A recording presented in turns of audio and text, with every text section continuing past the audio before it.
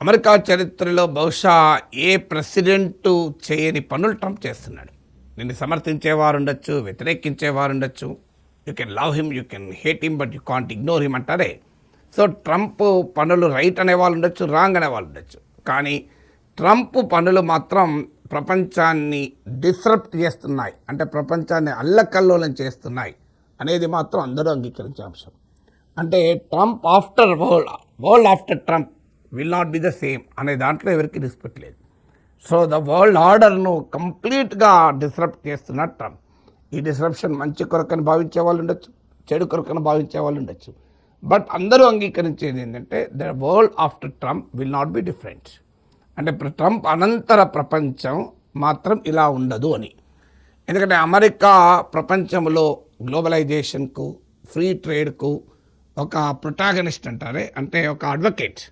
ప్రపంచంలో ప్రపంచీకరణ, అలాగే ప్రొటెక్షనిజం ఉండకూడదు, రక్షిత ఆర్థిక విధానాలు ఉండకూడదు, సరిహద్దులు లేని, అవధులు లేని స్వేచ్ఛ వాణిజ్యం కావాలి అని general agreement and tariffs and trade, GATT, world trade organisation, ఇవన్నిటికీ ఆద్యుడు ఒక రకంగా అమెరికా. కానీ ఇవాళ అమెరికానే ప్రపంచంలో అతిపెద్ద ప్రొటెక్షనిస్ట్ కంట్రీగా, అంటే ఇతర దేశాల వస్తువుల్ని తమ దేశంలో అడ్డుకోవడాన్ని ప్రొటెక్షనిజం అంటారు. సో స్వేచ్ఛా వాణిజ్యానికి పూర్తి భిన్నంగా అమెరికా వ్యవహరిస్తుంది. ఏకపక్షంగా ప్రపంచంలోని ఎన్ని దేశాల మీద పెట్టారో తెలియదు, ఈవెన్ 100 కంట్రీస్ మీద పెట్టి ఉంటాడు ట్రాన్సాక్షన్. చిన్న పెద్ద, మిత్రదేశం, శత్రుదేశం, పోటీ దేశం, పోటీ లేని దేశం, ఎలాంటి సంబంధం లేకుండా ఎడాపడ ప్రపంచంలోని అన్ని ప్రాంతాలు, అన్ని ఖండాల్లో ఉన్న దేశాలపైన ట్రంప్ వాణిజ్య యుద్ధం చేస్తున్నాడు. సో ఇది డెఫినెట్గా గ్లోబల్ ట్రేడ్ను ఆల్టర్ చేస్తుంది. ఇక ప్రపంచంలో ఫ్రీ ట్రేడ్ అంటే ఎవరు నమ్మడు. ఎందుకంటే ట్రంప్ లాంటి ఇంకోటి కూడా పుట్టుకురావచ్చు. Trump cannot be the last person. So అంటే గ్లోబలైజేషన్కు, ఫ్రీ ట్రేడ్కు ఒక రకమైన ఒక ఫండమెంటల్ క్వశ్చన్స్ అనేది ప్రపంచంలో బలపడతాయి. అందుకే మీకు యాంటీ గ్లోబలైజేషన్ ట్రెండ్స్ కూడా పెరుగుతున్నాయి. ఫ్రీ ట్రేడ్ అనేదాన్ని ఇక ఎవరు నమ్మరు. ఫేర్ ట్రేడ్ కావాలి కానీ ఫ్రీ ట్రేడ్ కాదు అంటారు. So the world trade will not be globalise in future. ఖచ్చితంగా అంతర్జాతీయ వాణిజ్యానికి హద్దులు, సరిహద్దులు, ఆటంకాలు అనివార్యమవుతాయి. ఎందుకంటే ప్రపంచంలో అన్ని దేశాలకు కూడా అమెరికా తరహా పరిస్థితులకు ప్రిపేర్ అవుతాడు. రెండవది, ట్రంప్ డాలర్ను వెపనైజ్ చేసుకుని అమెరికా మొదటి చేస్తుంది. ట్రంప్ కాలంలో ఇంకెక్కువైంది. అది మీకు రష్యా పైన, అలాగే ఇరాన్ పైన జరుగుతున్న డాలర్ పేమెంట్ సిస్టమ్ నుంచి బహిష్కరించడం, వెనుజులా పైన, క్యూబా పైన చూసాం. అక్కడికి ఆగకుండా బ్రిక్స్ లాంటి దేశాలు, Brazil, Russia, India, China, south Africa లాంటి దేశాలు ఉన్న కూటమిపై కూడా మీరు బ్రిక్స్ కరెన్సీ కనుక ఆలోచిస్తే మీ సంగతి కూడా చూస్తామని బెదిరిస్తున్నాడు. ఎందుకంటే దానివల్ల డాలర్ భయపడచ్చు. ఇవాళ అయ్యో డాలర్తో ఏమన్నా అంటే ట్రంప్ ఏమంటాడో అని. ఖచ్చితంగా భవిష్యత్తు డీడాలరైజేషన్ వైపుగా అడుగులు వేస్తుంది. ఇమీడియట్గా డీడాలరైజేషన్ సాధ్యం కాకపోవచ్చు కూడా, still dollar enjoys predominant position. World trade కానీ, వరల్డ్ ఇన్వెస్ట్మెంట్ ఫ్లోస్ కానీ, ఇవన్నిట్లో కూడా డాలరే డామినేట్. కానీ ద డాలర్ డామినేషన్కు ప్రశ్నలు మాత్రం ఎదురవుతున్నాయి. 2025లో డాలర్ వాల్యూ 10% పడిపోయింది. ఎందుకు పడిపోయింది? డాలర్ ఇండెక్స్ 109 నుంచి 96 పడిపోయి ఇప్పుడు 99 ఉంది. So the credibility and the legitimacy of dollar domination is seriously under question due to Trump policies. రెండవది. మూడవది, అలియన్సెస్. గ్లోబల్ అలియన్సెస్లో ట్రస్ట్ కీలకమైంది. ఒక దేశము మరో దేశము మధ్య ఒక పొలిటికల్, మిలిటరీ, ఎకనామిక్ అలియన్స్ ఉండాలంటే ట్రస్ట్ ఉండాలి. అమెరికా అధ్యక్షుడిగా ట్రంప్ తీసుకుంటున్న చర్యలు ఈ ట్రస్ట్ను కంప్లీట్గా బ్రేక్ డౌన్ చేశాయి. సో 70 ఇయర్స్ పైన, 7.5 దశాబ్దాలుగా, సుమారు 8 దశాబ్దాలుగా పోస్ట్ సెకండ్ వరల్డ్ వార్లో చాలా ఎండ్యూరింగ్ అలియన్స్ నాటో. మీకు సోవియట్ పతనంతో వార్సా కూటమి అయిపోయింది.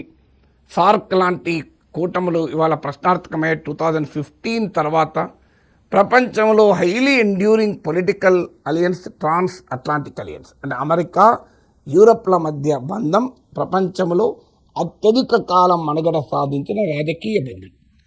అమెరికా నాయకత్వం నార్త్ అట్లాంటిక్ ట్రీటీ ఆర్గనైజేషన్ ప్రపంచంలో, ఆధునిక ప్రపంచంలో అత్యధిక కాలం మనుగడ సాధించినటువంటి మిలిటరీ అలయన్స్. ఇప్పుడు ఆ రెండింటికి ప్రశ్నలు ఎదురయ్యాయి. మొదట్లో యూరప్ బడ్జెట్ను ఫస్ట్ టర్మ్లో యూరప్ తన భద్రత పైన తాను ఖర్చు పెట్టాలి, 2% జీడిపి వాళ్ళ జీడిపి డిఫెన్స్ పైన పెట్టాలని మొదలుపెట్టాడు. సెకండ్ టర్మ్లో దాన్ని 5% పెంచాడు. ఇప్పుడు ఏకంగా యూరోపియన్ దేశాలపైన అటాక్ మొదలుపెట్టాడు. డెన్మార్క్తో స్టార్ట్ అయింది గ్రీన్లాండ్ విషయంలో.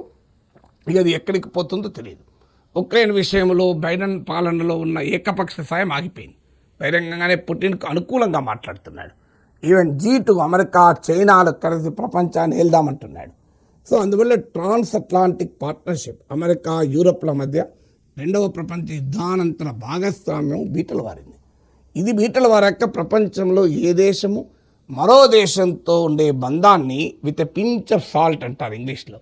ఇప్పుడు పించ్ ఆఫ్ సాల్ట్ కాదు, విత్ లారీలోడో సాల్ట్తో చూస్తారు. ఎందుకంటే ఏ బంధము శాశ్వతము కాదు. సో ట్రంప్ యుగములో ఆ యూరప్కు వచ్చిన అనుభవం చూశాక ఎవ్వరూ నమ్మరు.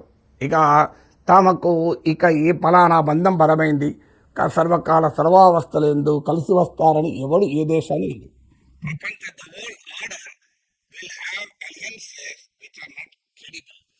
ట్రస్ట్ విశ్వాసం ఆధారంగా ప్రపంచంలో పొలిటికల్ అండ్ మిలిటరీ అలయన్సెస్ ఏమైనా ఉంటే కన్వీనియన్స్, మ్యారేజ్ ఆఫ్ కన్వీనియన్స్, తాత్కాలిక అవసరాల ఆధారంగా ట్రాన్సాక్షనల్ అలయన్సెస్ ఉంటాయి తప్ప రియల్ పొలిటికల్ మిలిటరీ అలయన్సెస్ ఉండటానికి వీల్లేదు. నాలుగవది, సెకండ్ వరల్డ్ వార్ తర్వాత అనేక ఎక్సెప్షన్స్ ఉన్నా, అనేక సందర్భాల్లో సావర్నిటీ సార్వభౌమాధికారానికి తూట్లు పడినా స్టిల్ UN చార్టర్లో కీలకమైన అంశం దేశాల సార్వభౌమాధికారం. ఆ సార్వభౌమాధికారాన్ని అనేక సార్లు ఉల్లంఘించబడిన మాట నిజం.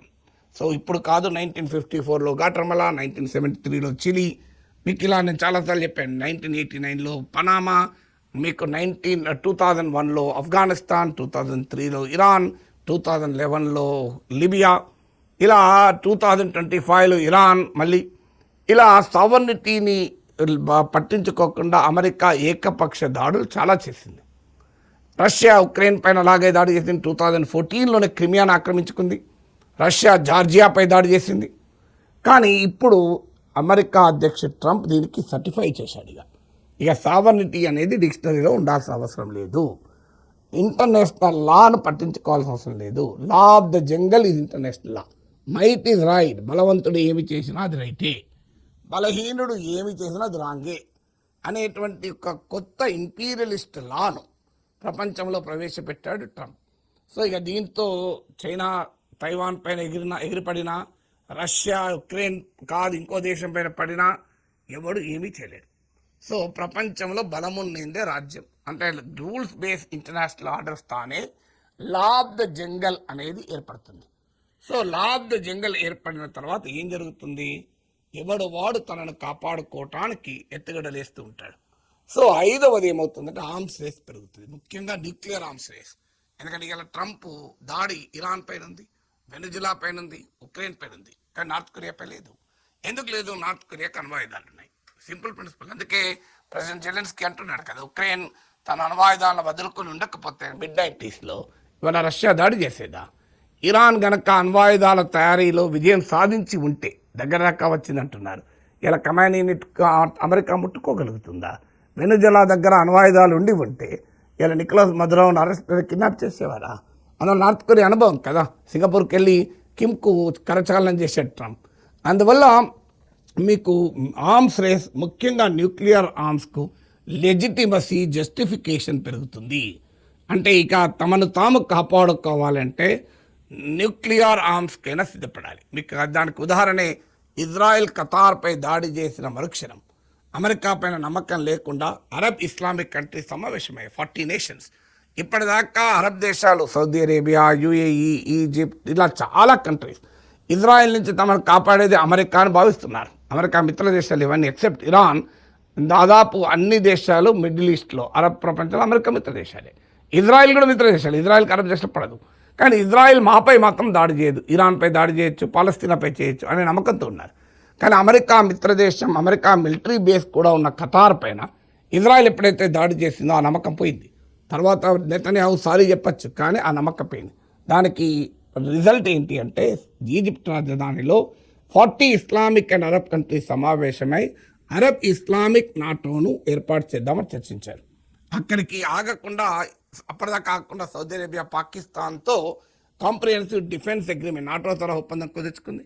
అందులో న్యూక్లియర్ ఆర్మ్స్ కూడా పాకిస్తాన్ ఆఫర్ చేసింది సౌదీ ప్రొటెక్షన్కు. సో అందువల్ల జరగబోయే పరిణామాలు ఏంటి? న్యూక్లియర్ ఆర్మ్స్ ప్రాధాన్యత పెరిగే ప్రమాదం ఉంది, మిలిటరీ ఆర్మ్స్ రేస్ పెరిగే ప్రమాదం కూడా ఉంది.